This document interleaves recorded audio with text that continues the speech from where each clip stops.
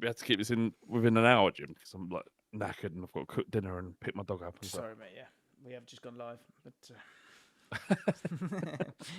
brilliant. There you go.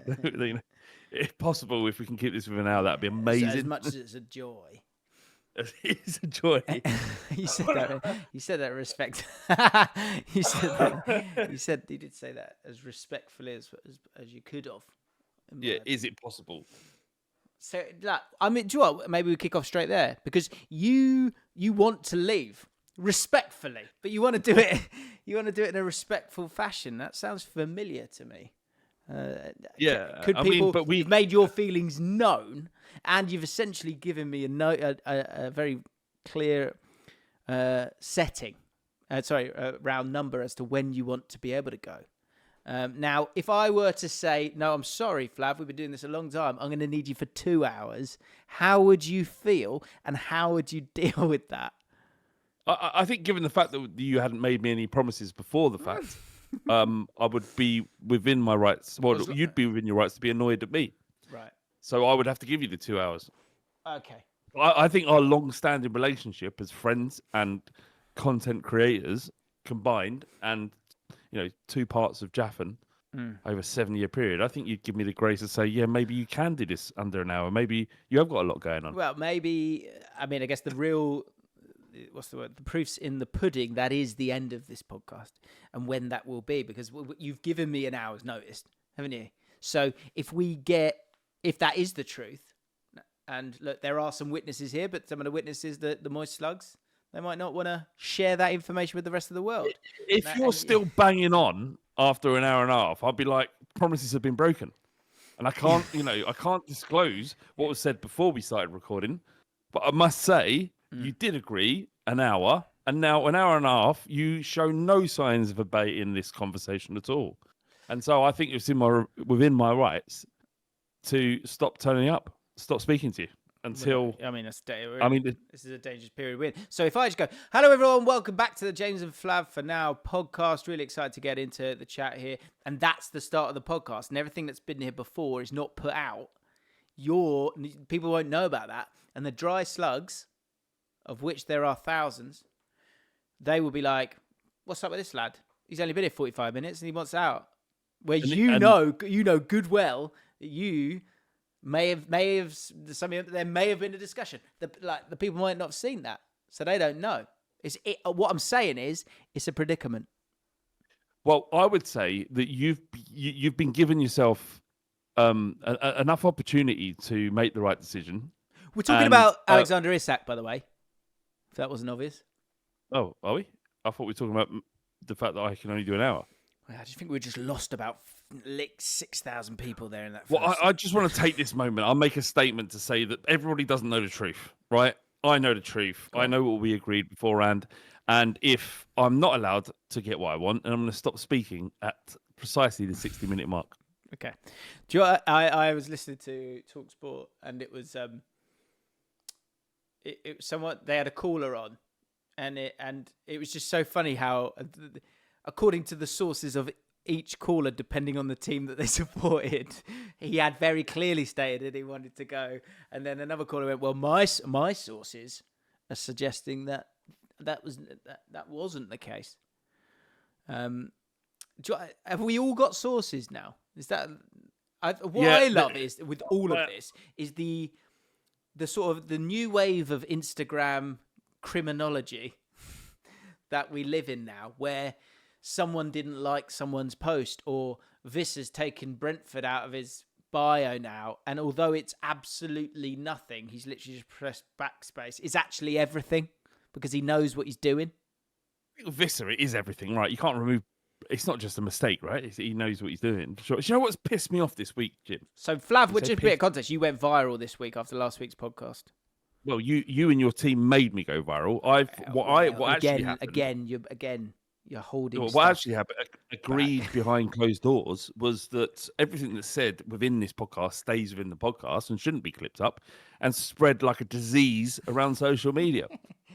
The truth is, though, that one of your colleagues, Charlie, reached out to me and said, I think that the rant that I made about Alexander Isak's position with Newcastle, I think that might, people would be interested in that. And I was like, yeah. And he goes, do you want me to take out the bit where you call him a scumbag? And I was like, nah, I'm sure it's fine.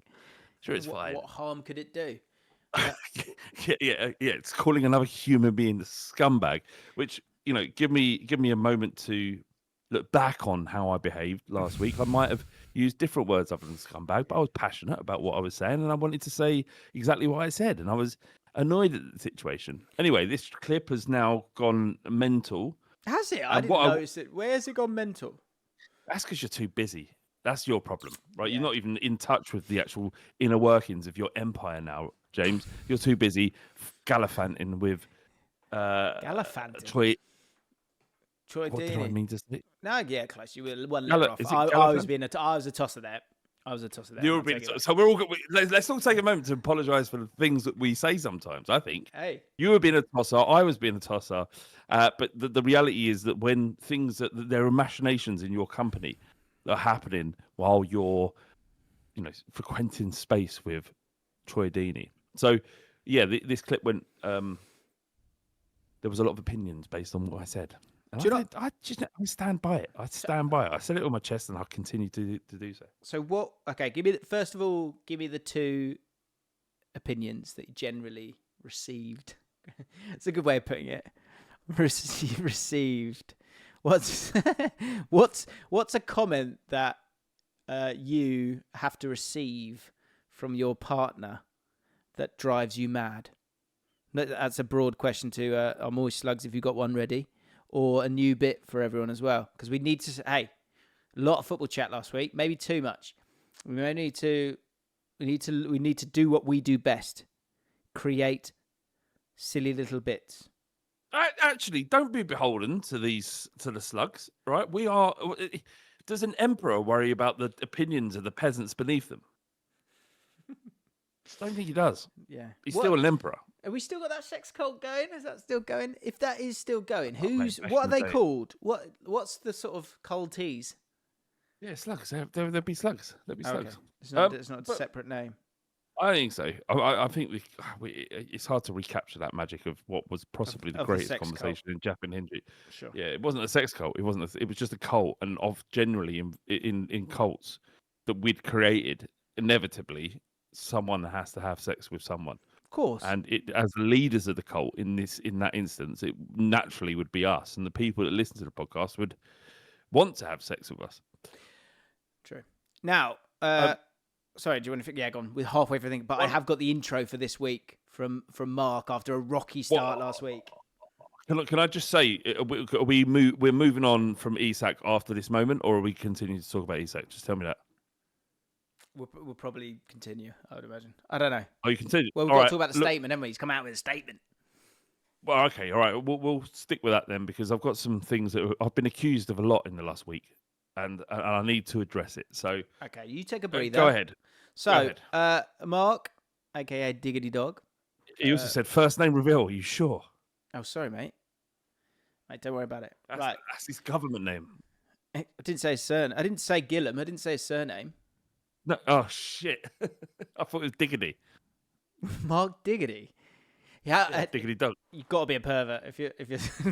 Is there a Mark Diggity that watches the podcast? If there is a Mark Diggity, I mean, you've got to be a little bit.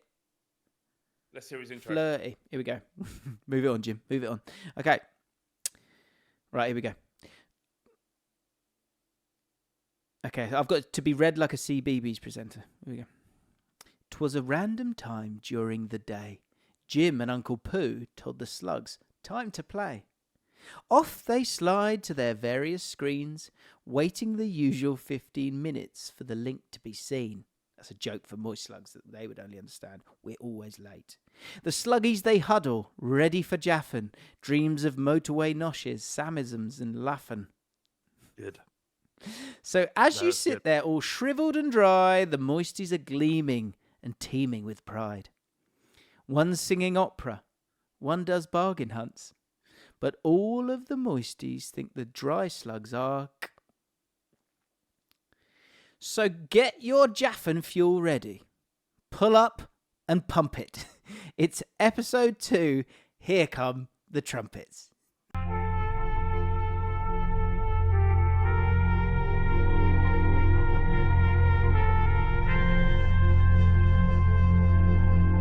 Good. Miles better. How many words rhyme with trumpets, though? That's the question. Very good. Crumpets. Yeah. So, yeah, probably going to need crumpets in there next week. So, some of those jokes you won't understand if you're a dry slug. You can become a moisty with us. We actually did our mailbag this morning. And maybe we want to touch on briefly on the main pod the seismic news that Goldbridge has gone to new heights. He is a Bundesliga fiend now. He'll be watching along. It's amazing, isn't it? Like the power of the I'm taking my socks off. Make yourself comfy.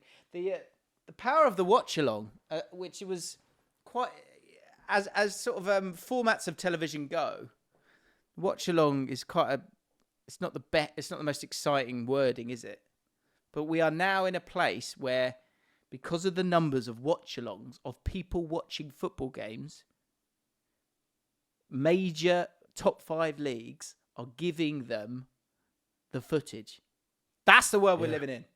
Things are changing. Incredible stuff. I'm going through changes. Big time.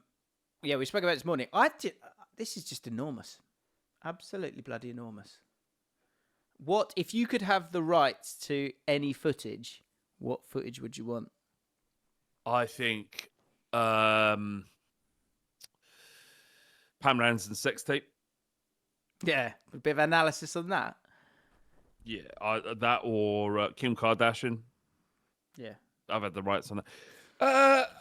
Mate, I think it's a strange world where we live in now. But we've got to realise that there are leagues outside of the Premier League that need to manoeuvre in a way that maintains that they're competitive, but also shows how important this YouTube and TikTok and everyone else, where the audience is flocking to, is going to become like a power broker in sports coverage. So I think it's good news for us. And when I say us, I'm never going to benefit from this in any way. But for us and for you and Mark Goldbridge, obviously, that is the mainstream taking hold of something that they previously have willfully not done so before. And that is an amazing thing. Like, I was getting messages about that deal spread to me from people that I've barely talk about football. Yeah, so yeah, it's interesting. It's interesting about the future of sports coverage. And James, I think you're perfectly placed to take advantage of it. DMs are open. If you are a major league and would like to give me some footage. Joe, it got me thinking though. If you'd said to me in 2015, you know him, Mark Goldbridge. What, Mark Goldbridge? Yeah, Mark Goldbridge. Yeah, he'll be the first ever YouTuber to get the rights for a major football league. I don't think I would have believed you. It shows you how far he's come, isn't it?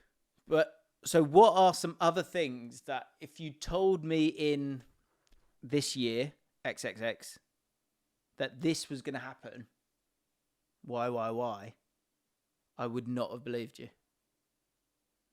Like a simple one is the fact that people are like, the idea of going into an office 5 days a week. This is insane, isn't it? Now, the thought of going, every day? How many days a week do you go in? Someone said that to me. I went, how many days do you have to go in? 5. 5? Whereas like, in 2015, that would have been fine. Now, I presume there's funnier ones than that. So if you can think of a funnier one, that would be great. Okay? I'm just giving you an example. Things that you just would not have believed. Back to Isak. So, what were the 2 opinions that you got that you received? Well, I can't. I don't know. I assume that you know the 2, but the one that, because I don't know if there are 2, but the one that's the key part of the reaction to how strongly I went in on on Isak, and this is based on the fact that he's under contract. He shouldn't refuse to train. No player should ever refuse to train. If he's in an environment where it's difficult for him to exist as a human being, then yeah, fine, do what you got to do to make that environment change. But in this instance, like Newcastle were a Champions League football club. For him to just go, no, down tools is completely and utterly unacceptable. It really is. You look at like Mark Gay and Eze, you know, they're going to, I don't know, when does this come out? Tomorrow. So Thursday night, they're tonight probably going to be playing for Palace, despite both of them probably by the end of the window are playing for other football clubs. That is how you behave. That's how you get what you want. And I appreciate that he has, by his own statement, has said that the promises were broken and trust is lost. You're not. This isn't a marriage, mate. Right? This is a football club that operates on many levels, making hundreds of thousands of decisions every single year, and you're being paid handsomely for your contract.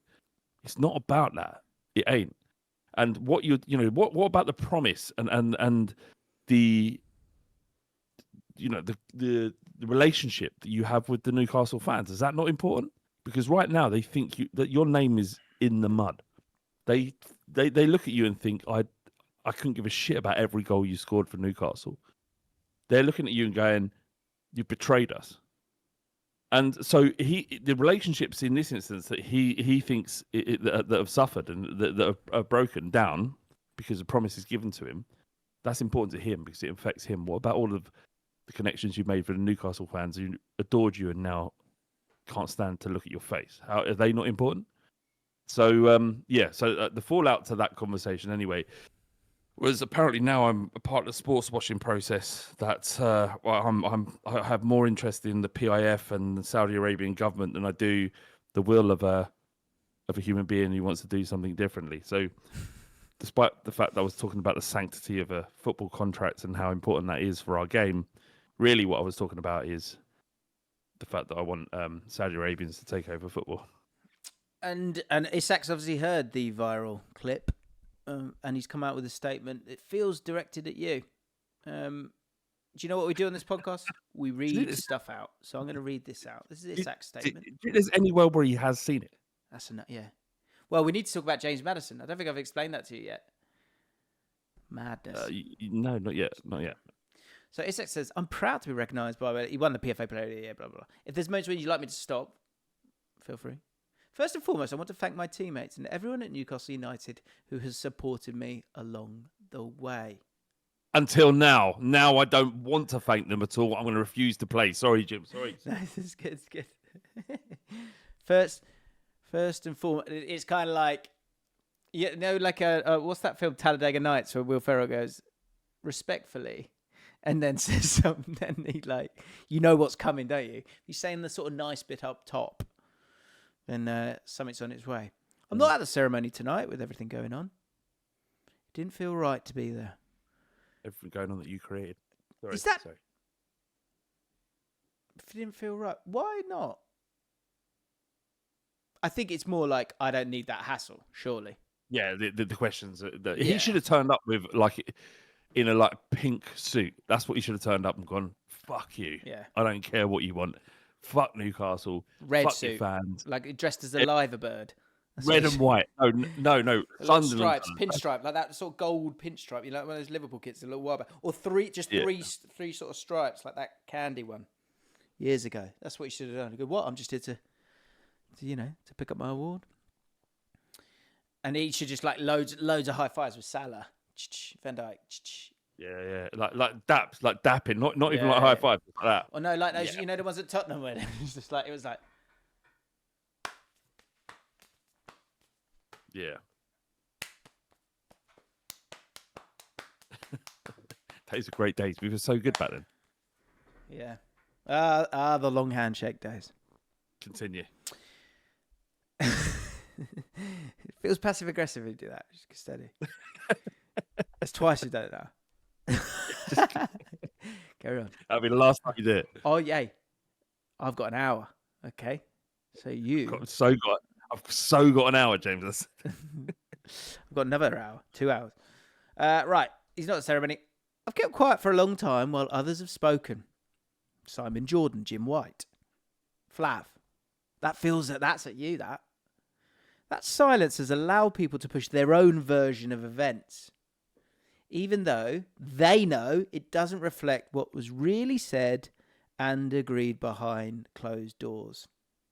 There's something in that, isn't there, that like all that matters is what's written down. It's the Harry Kane situation, isn't it? That legally, in this instance, where your contract's worth hundreds of thousands, if not millions, in a month, then what do you think is going to happen? Like, where's how do you account for the naivety?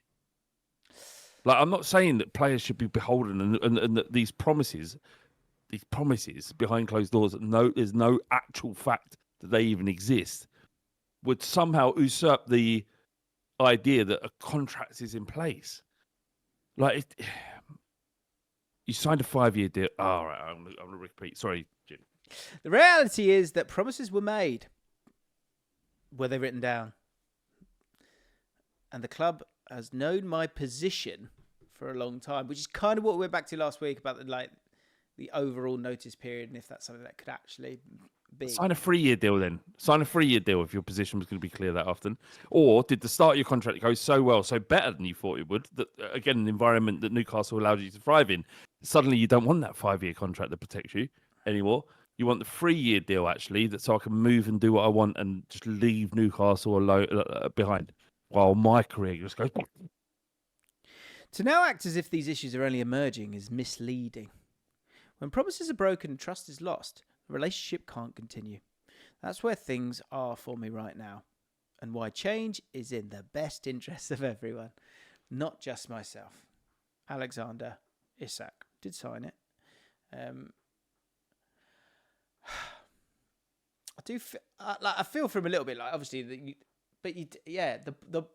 in the world of football, if you sign a contract, then once you've signed that contract, the power of that contract is within the contract.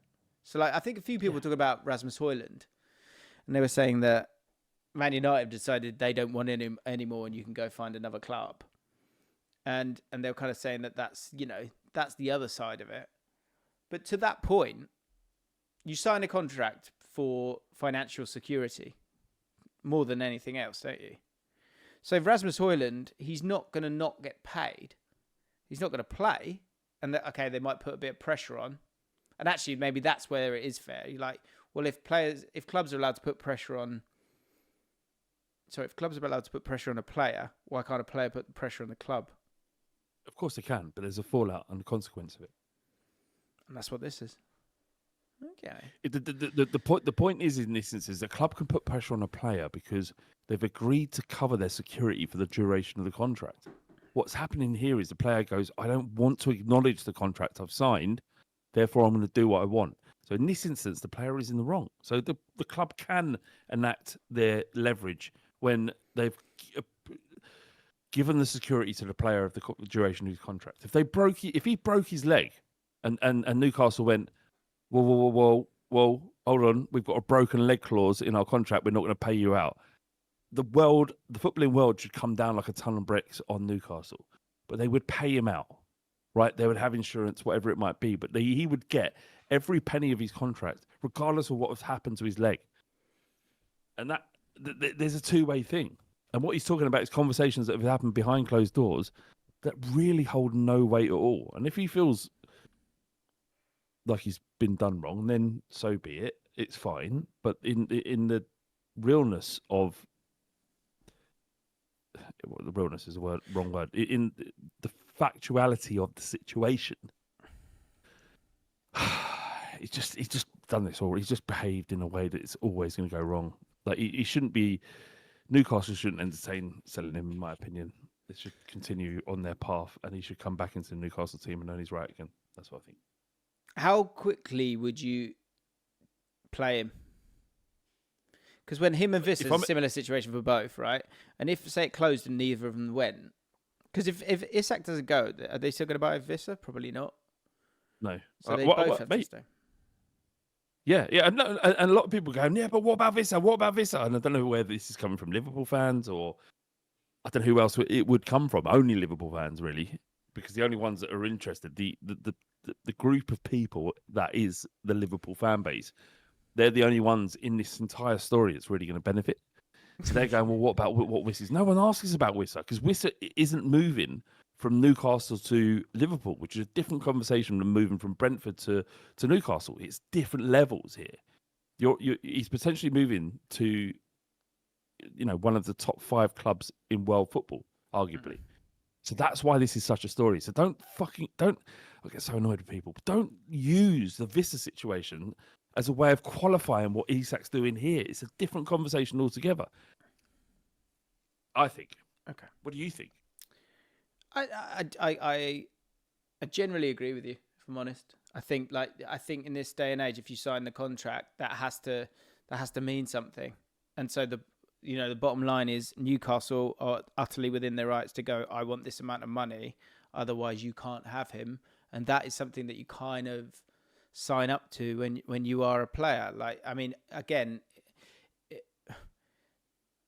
understanding why someone would do something and thinking it's right are two different things. Like, I agree with you. It's not a great look, but James, also, I think in terms of creating pressure, how else do you create pressure for him? And he feels hard done by. Clearly, he wouldn't even if he didn't feel that way. Fair enough.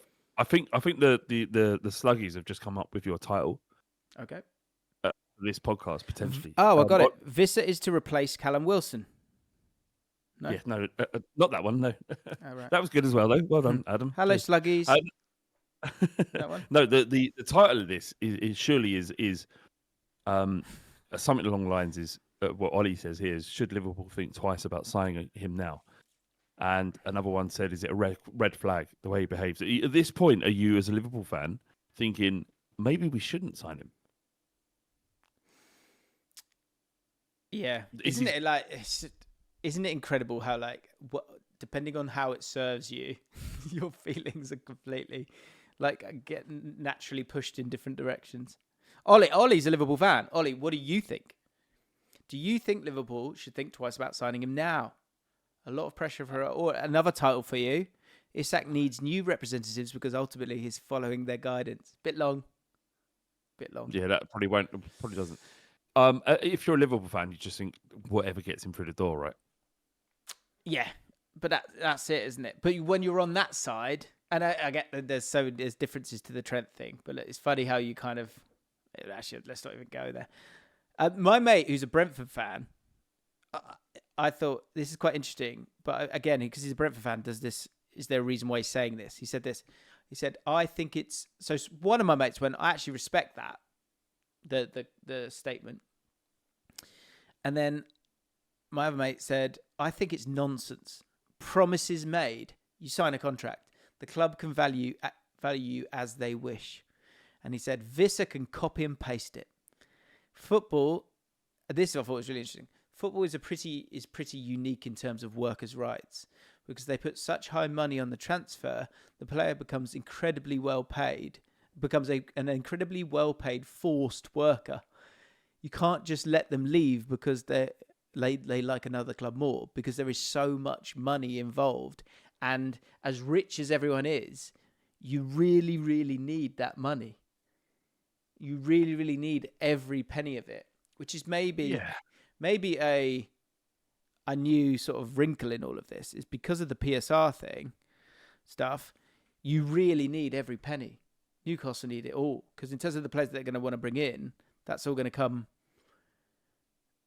from that cash, because there's only certain revenue streams you have, instead of just going into the pockets of your owners, which I'm sure if Newcastle could do, they would. So it is a unique dynamic, but I think we know what you know what you're getting into. I think you just don't think about it at the time. Yeah, but I'm not sure that it doesn't, but that doesn't matter. You've signed it. Let me give you an analogy, Flav. I moved house recently, and I wanted to move my broadband. Now, they said I'd just renewed my broadband about 4 months earlier. And I said, I'm going to move.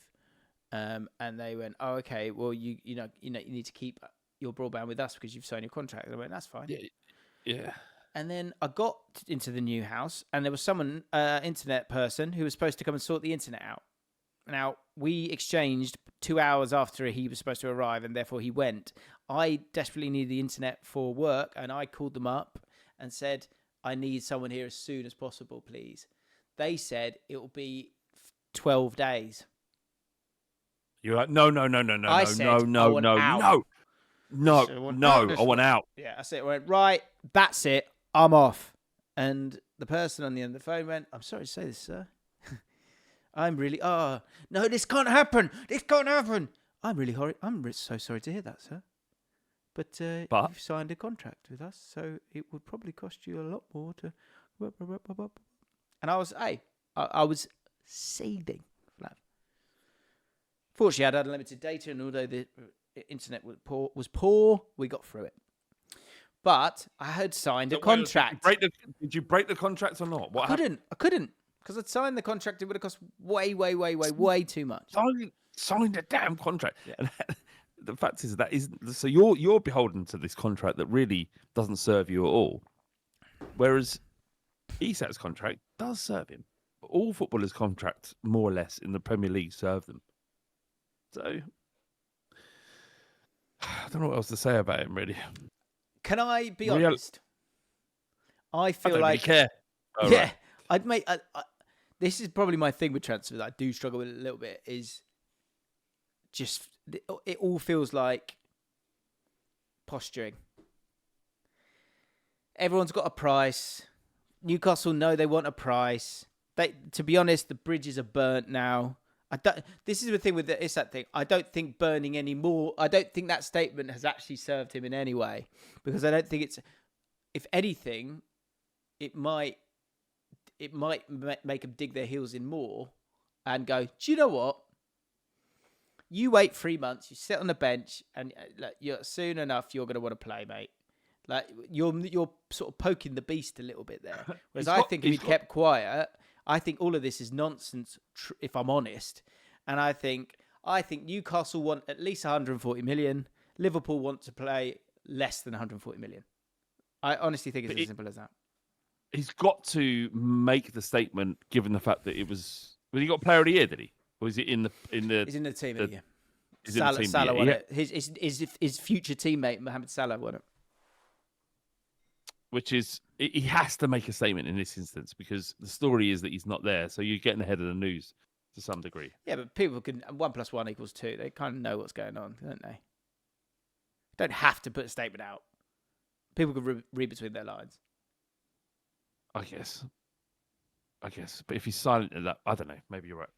Any word that comes out of his mouth between now and when he signs for Liverpool, which I'd be surprised if he doesn't, still, because we know Liverpool have got a lot of money still, and we know these bridges have been burnt. So I just feel like it's my transfer senses, which aren't great, just feel like this will get done. Although I thought that about Eze, which we should have a little chat about. Do you know what I like this? This could be a bit. Ollie Sage says, according to my sources, it's made the situation worse. What sources, Ollie Sage? Everyone's got sources now, haven't they? ITKs. I think ITKs like personal ITK accounts on Twitter are among the most irritating of anything that I've ever experienced in my entire life. It's singular things that wind me up. I think ITKs, Spurs, wherever it might be, they're the ones that wind me up the most. That's great. Because there's people that's made their identity on Twitter to find information. And like, as a premium podcaster in this space, right, as someone who's at the top of his game, right, I don't hear a single fucking dicky. A couple of things come through to me every now and then.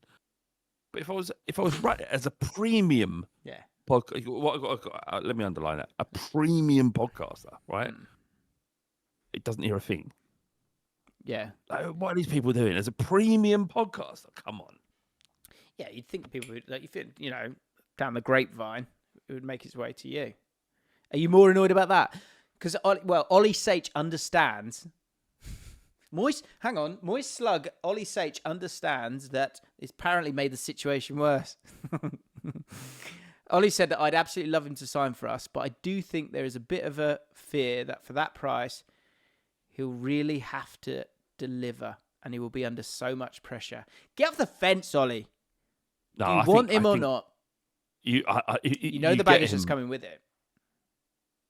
Yeah, but it isn't baggage. As soon as he arrives at Liverpool, it's not baggage. What you have now is the best number 9 in the league, arguably.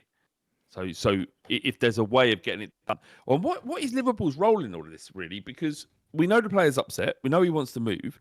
We know Newcastle's valuation is way beyond the £110 million was bid. No bid has followed. If we believe my sources would tell you, according to your sources, is that what you understand? I understand, according to my sources, that Isak only wants Liverpool. But yeah, if he's in a situation where that is the case and Liverpool have just gone, well, 110 million, well, that ain't enough, is it? Like, it's not enough. And then Liverpool going, well, let's let Isak cause more mayhem and then go 105 million. Well, that's lower. Yeah, I know, but the player fucking hates you, doesn't he? Oh, fuck, no. Oh, God, shit. But at some point, Liverpool have got to activate a sensible offer, which has got to be around, in my head, we'll say the word, the amount. Say the amount together. Sorry, James. I thought you just said sense bluffer. I was like, in my head I was going, what's a sense bluffer? What did I say? You said sensible offer, but I just heard it differently. Sensible offer. At some point, they've got to offer a sensible right, offer. So, James, what I want you to do is we'll count to 3, and on 4, you'll tell me the acceptable amount that Liverpool need to make for Newcastle to accept, and everyone goes, that's fair, right? Ready? Okay. Sorry, is this an overall sum? Are we talking add-ons up front? No, we're talking about the total cost of the transfer. Yeah. So I have a figure in my head, and I wonder if it's the same as yours. This would be an acceptable thing for Liverpool to bid and Newcastle to accept, and Isak would be happy. So I'm going to count to 3. On 4, you tell me what that number is. Okay. See if it's the same. In pounds. Okay. 1, 2, 3. 130 million. Ooh. I thought So you were going to go up. I thought you were going to go high, so I kind of sort of came down a bit. If I'm truly honest, I think I had 137.5 mil in my head. That was my first number. Well, we're more or less in the same place, right? Look, Ollie Sage, what's everyone else saying? What did everyone else have in their head? 130. Ollie's a Liverpool fan, so I think as a Liverpool fan, and I'm a Spurs fan, I think 130 million is. I mean, when you even read it out, that is crazy. That's a world. Is it? No. Coutinho was 145, wasn't he? Well, Neymar was silly money, wasn't he? 200 million, but that was a state buying him. It wasn't necessarily a 130 is 270 million players. Well, it's less than that. Sorry, it's 265 million pound players. Rory said he thought 15 billion. No, that's rupee. Sorry. Matt Gitton says 120. Nah, you're not taking 120. But you're right. All of this is hilarious, really, and the economy of transfer speculation in 2025 is it's outstanding and astounding. Like the money that Romano makes by just speaking in riddles, really, and like just a couple of sentences here and there. It's crazy, but yeah, I think the thing is, like, let's put our sense bluffers away for a second and just shake hands on. I think if he gets 140, Newcastle will feel like they've won, and I think Newcastle needs to feel like they've won, but actually Liverpool have won because it's not 150. Yeah. What do you think it will cost? I think are Liverpool willing to go to 150? I think it'll be 130. I think it'll be 150, but with add-ons is a possibility as well. Just chuck it in there. Man, that just seems insane. Yeah, but it's. Mazza said 130 million pound for a human being is nuts. How much is a human being worth? How much? It's a good question. If someone went like, James, like we need to help James. Like aliens have just taken him, and they want they want a lot of money. What's the number? What's the number you'd go? What, pay to get rid of get back? Yeah, well, you go like, look, I'd love to, but I'm sorry, we're doing the floor in the house. Right. Well, so if you're abducted by aliens, or let's just say a terrorist group. Yeah. Right? So I'm not. The reason I said aliens is like I'm not. They're not gonna kill me, but they are gonna take me. No. So let's ramp this up a little bit. So we get a message, right? Your wife has messaged me and went, "They've got James." And I went, "Who's got James?" Ollie Sage has just tweeted, according to his sources, James has just been abducted. Yeah. So and we're like, well, okay, well, where is he? We don't know. He went to London. We haven't seen him since. Okay, all right. Well, what do you know? Well, a terrorist group has said like we need money to get James. I'm James. I can't believe that this has happened to you. But all right, but what can you scrabble together? And I'm like, well, haven't you got money, fam? And you're like, no, I haven't. Well, all right, it's on me then. Yeah, scrabble together to save James. Yeah, she's in bits. Help me, Flav. She's like this. She's bit. Yeah, and Co was going, Uncle Pooh, please save my dad. And I'm like, you say that one more time. Yeah, that's not helping. That's not helping the offer, Koa. Maybe you want to just quieten it down a bit, son. You carry on with this, and I'm not going to save your dad. Yeah. This Uncle Pooh chat. Anyway, and I'm like, what can I possibly scrabble together in a short amount of time before you're dead? Not a lot, Jim. No. I'm not. Like, if I could do everything I can, maybe 25 grand. Really? Is that all I am to you? No, you're not. You're worth way more than that, because the logistics of selling a house is what I would have to do to actually get you out. You'd be dead. Wait, they get bored. They get bored of that. So it brings us to a question we talk about a lot on the mailbag, where there's probably more than 25 grand knocking about, maybe, possibly, but how do you get it from here into here? Because I'll be like, I was like, I'm not. This isn't money I've got, right? I'm telling you, tax man, I'm doing this to save another human being's life. And they're like, yeah, well, we want 40% plus VAT. So, okay, so that's good to know. 25 grand. It's about all I can manage. Imagine that, like that. It's all. Honestly, it's all I got. That is the whole problem with ransom stuff, isn't it? At some point, it's like, I want 6 million. Well, no, I haven't got 6 million, have I? But this is your son. I haven't got 6 million, have I? Yeah. Do what you want. No, you can stay with you then. Don't do what you want, but you got to understand that there are systems in place here that make it really, really difficult to get the money. Like, do you think I could just move? I just can't do that. Yeah. Right? So don't kill him. Just give me about 6 months, because it's going to take that long. Yeah, he's like, policeman's going, he wants 6. He wants 6. Oh, I ain't got 6. Wait. He says he ain't got 6. Wait, can I talk to him? Can I talk to him? Mate, I ain't got 6. Yeah, no, I know it's my son. I haven't got 6. You're going to have to come down 5. Yeah, no, a bit more than 5. It's mad, that, isn't it? Do you think they do that? Like ransom, like the negotiators, they go, you want 6, get real, mate. Like, at least start somewhere. At least be realistic. Yeah. They sort of go big on it, go, nah, kill him. Nah, go on, kill him. Yeah, it's like, do you know, like when 6. the Daniel Sturridge's dogs got nicked, and he was like, "I'm going to pay a ransom," and they found the dogs, and he just didn't pay. Clever. It's I ain't yeah, I mean, that's the other way around, isn't it? That's what Liverpool should do. Yeah, oh no, we'll give you the 150. We'll give you the one. Just let him register. Just let him register. Yeah. It's on there.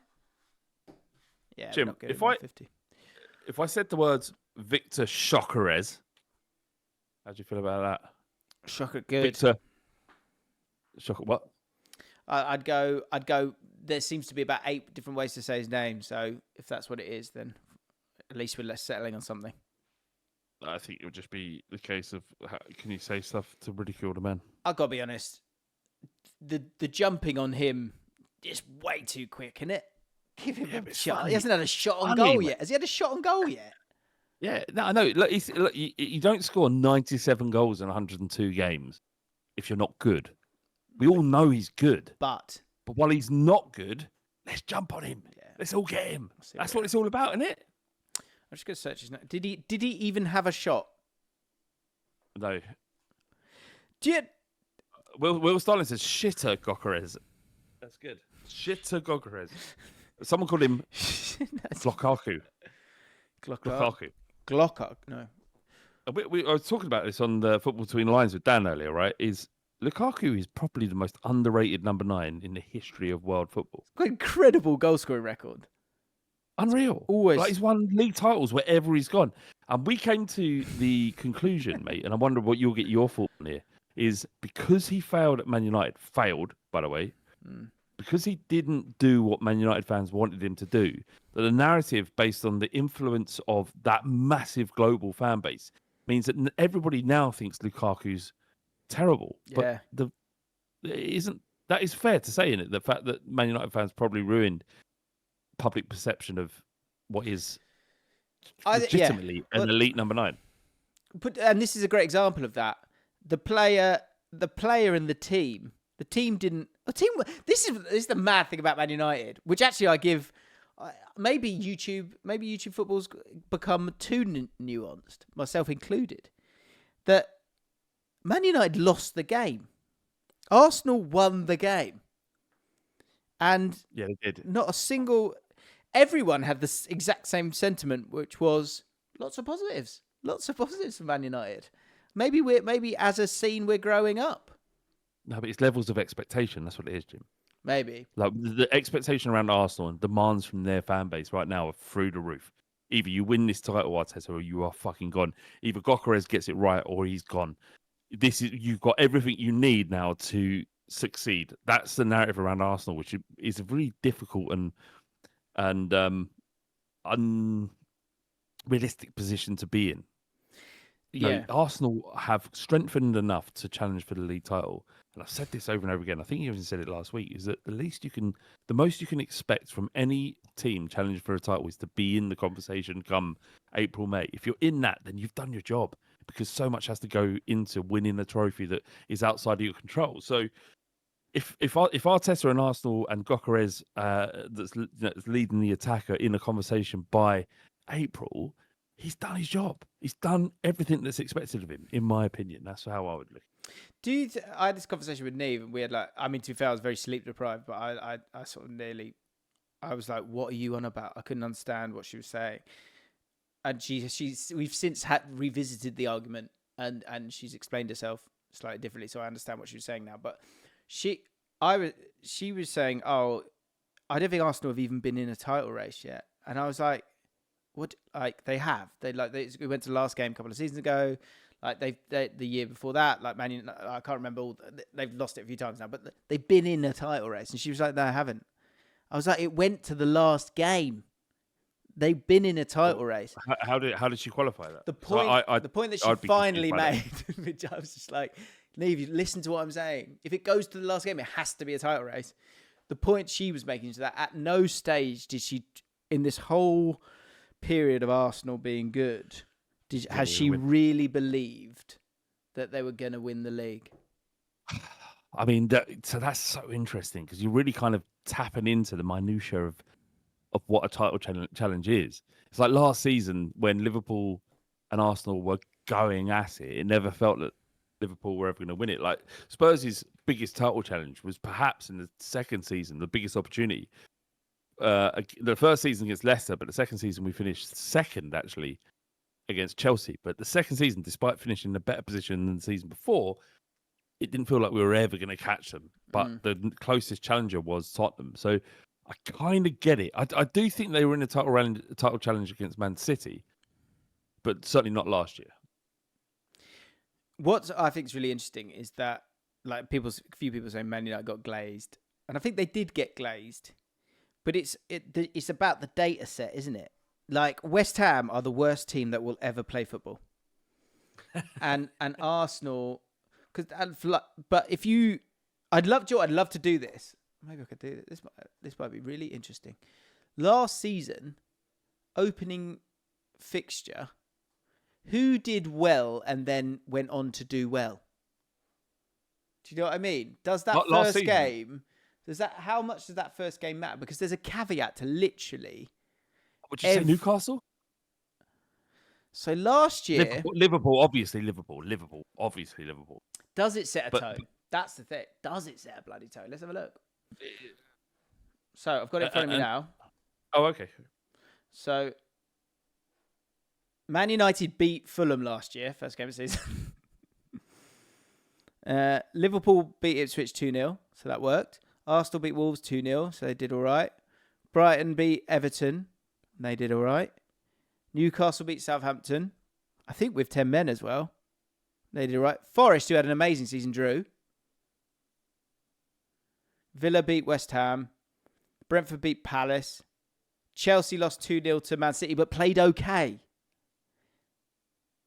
And Tottenham drew with Leicester, which did set a tone, didn't it? Oh, yeah, we did. We did. I get. But all in, it's rubbish, really. Because Liverpool played Ipswich, and we know how that planned out. And Arsenal beat Wolves, who had an awful start to the season as well. So Liverpool were consistent through the entire calendar. They were. Oh, no, I agree with that. But like, my point is that we are naturally going... Today, we're going, Arsenal are poo. But in isolation, that one game, they weren't great. But they won the game. Yeah, it's what you got to do. Win the games you're not expected to, or win the games that you're not performing in. Like, from what you've seen last weekend, who was you most impressed by? Have you seen much of the football? Yeah, God, yeah. Who was I most impressed with? I mean, like you say, to that point from expectation, from what they were to what they were against Arsenal, I was really, for how bad Man United have been, you were like, "Ooh, that's a team. That's a team that has something. You've got a guy who can play the pass. You've got a guy who can get it and carry it." I thought Cunha will become. I think Cunha and Mbeumo will be great. Mbeumo will be great signings. I think they really, really will. I would say. Do you know what? The team that really surprised me, two. I think you play Burnley. So there's a caveat. Hey, what you've got? You can meet for you 2 words, and then straight away, but it's Burnley. But that's what I mean. It's important. And for right, Forest, you're they right. played a Brentford team that, going back to last year, didn't have Schade, Visser, Mbeumo, Norgard, Flecken, or Damsgaard in that team. So I was really impressed by Nottingham Forest. But in that context, and whereas Man United, I was just trying to find their next game. I can't remember who they've got next. They've got a tough start, haven't they? And my point is it's all about the points and that kind of, I guess, that the data set, right, that you've got to work with. Because if Man United, they got Fulham. Say Man United lose to Fulham, I think they've got a tough game third, haven't they? I know. Then they've got Burnley. Then they've got Man City. If they lose to Fulham, say they beat Burnley, and then lose to Man City, they've lost 3 of the opening 4. So that first performance means nothing. The answer is Manchester City. Yeah, you're right. They were. I know Wolves. I think Wolves are going to struggle. Like the Pereira sort of bounce is going to be an issue, and they've lost Cunha and Outnoy, which is, you can't replace him no matter how good your transfer window is. Those 2 guys are so good, and to have them at Wolves for 24 months, whatever they had them, meant that they were always going to survive and do well. I think that the Pereira will struggle in a big way this year. That isn't a bold statement. Many people will come to that conclusion. But you look at the quality in Manchester City, and I think that there was this kind of collective will to see that, to kind of build on this idea that the Man City and perhaps Pep Guardiola is a spent force, and Man City aren't the team they were. And that could still be argued.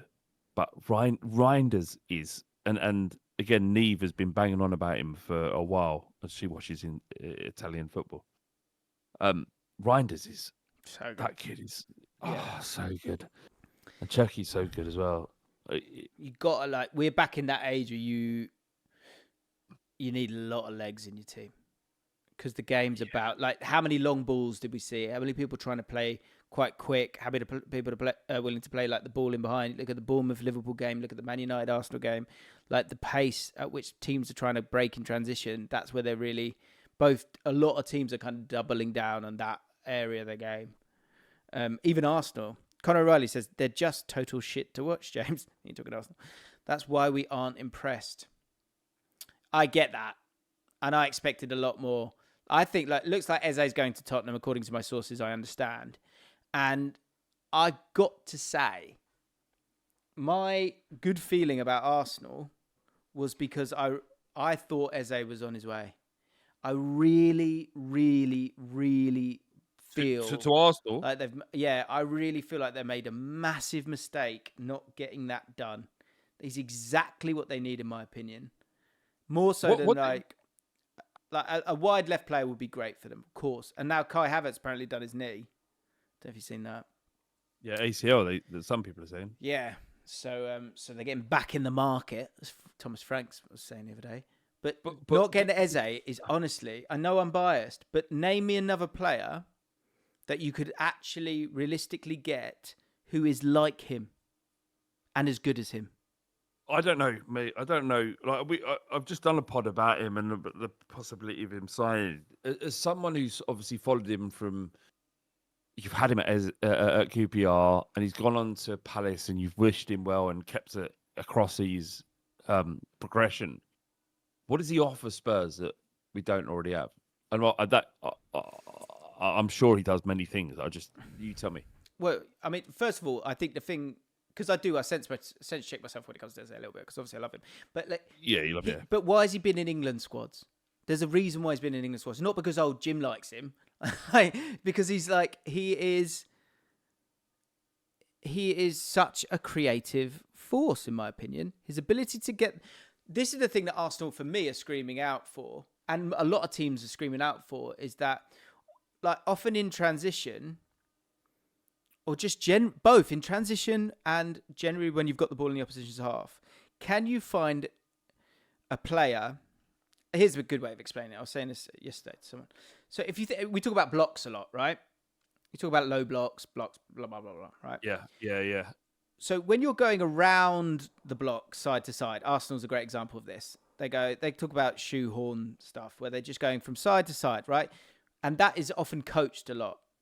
And I heard there's a great podcast called The Third Circle. Go listen to it. They were talking about this. And they were saying from side to side, you can kind of control that because you're not going inside this block. But the chaos that happens in football that we love, that hurts teams, is inside that block.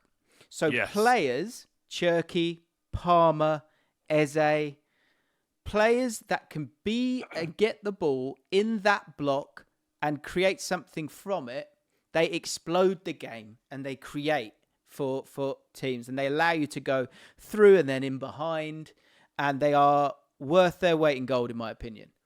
And so that's why I come back with Eze and Arsenal. I think they made such a mistake there because we saw it. You saw it against Man United, and you give Odegaard the benefit of the doubt of last year, and maybe he'll come good this year, and hopefully he does. But when he gets the ball in that block, and he's got to drive at pace, you've got to do it with some kind of quality. And if someone comes and tries and gets at you, you've got to be press-proof to get around them, to take them out of the game and affect the game. That's why most teams, or Vert's a great example as well, another player that in those areas, they solve it and they figure it out.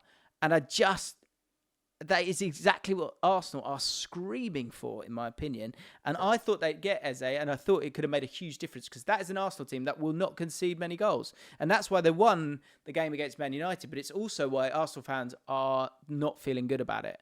So I think for you, in games where you might not be, in Champions League games where you might need just a spark, a Payet, that kind of guy that might get... You've been solid, you stay in the game, you need a guy to get you a goal and create something. I don't think there's certainly not many players available today that are better than Eze. Yes! I think, dare I say it, I think Arsenal they've really screwed up there.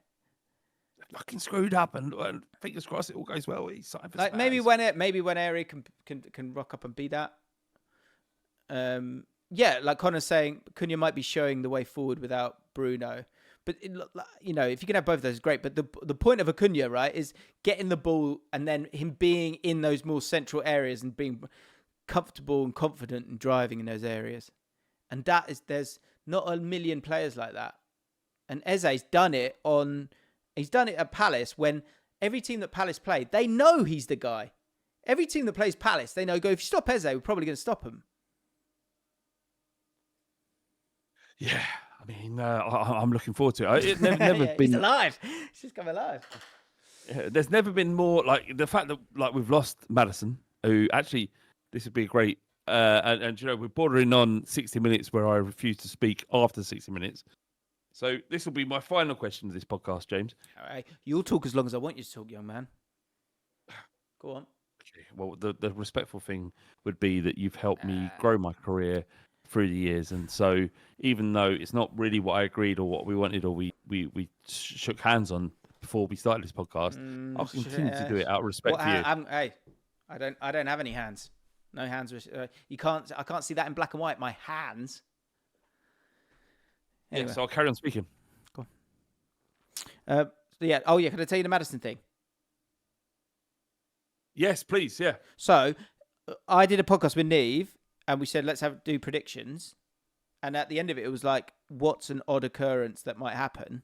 I said, I think James Maddison will start a YouTube channel this year. And 10 days later, exactly. 10 days later, he's only going to drop one. So, and in the clip, I've said, come and promo it. And so, fingers crossed, mate. Mate, me and Madders. Yeah, you and Madders, but also, can you just invite me without telling anyone? I'll just sort of hang around because I love him. Do you know what I had to do? Poor Kai yesterday, right? So Kai was so Troy was going to did podcast with Troy, and sometimes Kai sits in our podcast studio sometimes, and in the corner, yeah, and or on the table, and what I've noticed is, if you imagine like looking at the camera. It looks like they're looking just to the left of the camera and they're not looking at me, but there's no other cameras on Kai. So it just looks really odd. So I had to kick him out of the podcast. Oh. I said, I'm sorry, mate, you're going to have to go. He was heartbroken. I could tell. He was gutted. Was he? Yeah, but he made his life. You made his fucking life, Jim. He's made, hey, other way around, mate. He's made mine. Yeah, that's bullshit. I love Kai. He doesn't even listen to this. He's elevated to a point where, he doesn't even watch this fucking shit anymore. But he needs to realise who his fucking daddy is. Okay. One new bit I would like people to start doing, just as we're getting near the end of the podcast. Things you refuse to do. What things do? Oh. Yeah. Don't go out. Fair point. I don't just keep your hands away from that. Not interesting. I don't like things being put in my ass. I don't like things being put in my ass. I just don't like it. Yeah. I refuse, even if I'm going to miss the tube, I refuse to run for the tube. Yeah. Don't be a fucking creature who runs for a tube and then goes, when the door's shut. Can't risk it. I can't risk it. I'd rather be late. I refuse to run for a tube. Train? I'll run for a train. I refuse to get on a bus, actually. Really? Wow, you've changed. Yeah, there's no world where I would get on a bus in this day and age. Like, trains, underground is fine. The buses is too slow. London traffic's too bad. And I just feel like I've done well enough to not write. Sometimes I say stuff and I'm thinking this isn't going to land and I just say it anyway. I'm joking. I will ride the bus if I have to. Do I like this? Alex Burlack says, I refuses to pay for YouTube Premium. Good lad. Like that. I did that for a long time. Good lad. No, I did that for a long time. Oh, no, hold on a second. Like, what? I hate this. It's like, there's people online, they complain about YouTube Premium and they complain about all the ads they're getting. It's like, what is it that you want? You want everything for free. You want to go on YouTube and watch any video you want, but you don't want to be interrupted by ads because that, I haven't got time for that. I'm not going to pay the creators. So what is this? Do you want everything for free all the time? Is that what it is? Pay for fucking premium. Stop being a little fucking scab. Pay for it. Do it so that people who are actually taking time out of their day to create something that you're fucking enjoying, and you're just going, no, I won't pay for it. Like, it ain't a moral stand that you're taking it. You look like a dick, in my opinion. It's the best value premium service, but it's the principle. That's what he says. Okay. What is the principle of what? Ben says, I refuse to cancel my Patreon subscription. That's that. More like it. Better. Yeah, I love that, Ben, lad. I love that. Ben, lad. Love that from you. You not, are solid. Not too many comments. Two comments to finish up on. Celtic 69. Flav is Uncle Poo now. I don't make the rules. 350 likes on that. You got a bit of slander from a boy in the week as well. I just want to keep you in the right spot, which I thought was nice. Yeah, you know, at some point that's going to come on top for Kai. Sorry, for Koa. It's going to come on top for him. There one point when me and him are going to be in this together. Yeah. And I remember I'll be called Uncle Poo because I've never been insulted like that before by a human being so freely, so nonchalantly. Really? He said Uncle Poo and then just walked off like he did it as he was walking off. It's incredible. Yeah, like so I'm going to teach him. I'm going to teach him how to say "and what." So you could say that like you'll say Uncle Poo and you go, because that's going to wind me up even more. That's going to wind me up even more. Like I'm going to have to text your wife and go, like, do you know, I'm not like, I respect you guys. I love you guys. You did, I'm so happy. You did last week. What? Mid-pod, I think mid-pod you messaged my wife. I said, like, steady with that. Steady with that. No. Hang on a second. Like, Coa just called me Uncle Poo. Like, I'm like, can I just let that slide? No, I can't let it slide. Let me talk to his mum. What values are being instilled in this boy? So I texted him and I said, like, apparently I've been called Uncle Poo by your son. And she said, that's your name in this house. So what's going on? Like, does it go beyond Kai? Is it? Sorry, Koa. Does it go beyond you? Well, Uncle Dom came round and Koa called him Uncle Dong. Dom was happy. He was happy with so much better. Miles better. That's so much better. Yeah, he went. I've been got worse. So your reputation precedes you. Just Uncle Dong is great. I wish that had happened. I really do.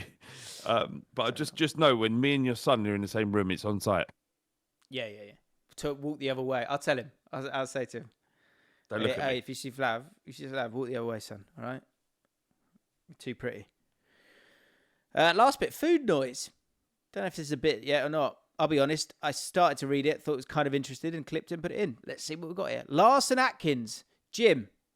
And this is me talking about the cinnamon bun that was in the kitchen last week that it was just on my mind and needed to be eaten, even though it was really old and it was Fam's. I wanted to eat it all the same. He says, what you're discussing at 30 minutes 09 is called food noise. It's genuinely a psychological thing that exists that not all people have. You described it perfectly. The food is there and you know it's there. So it's all you can think about. Some people just don't have it. I believe Oprah was interviewed recently after being on Ozempic for some time. And she understood that skinny people just don't think about food because the medication had suppressed her desire for food. Cinnamon buns, though, have to be eaten in pairs minimum. Only forwards. I don't know if you want this on the channel, but I'll say it anyway. I'm like that with cocaine. If you're happy to say it, that's fine. Right. For more candid takes, join us on the mailbag. Mailbag's that's not a euphemism. It's an extra podcast we do. Second podcast on. I'm going to stop talking. I will see you later. Bye, everyone. Have a great weekend. Go get it.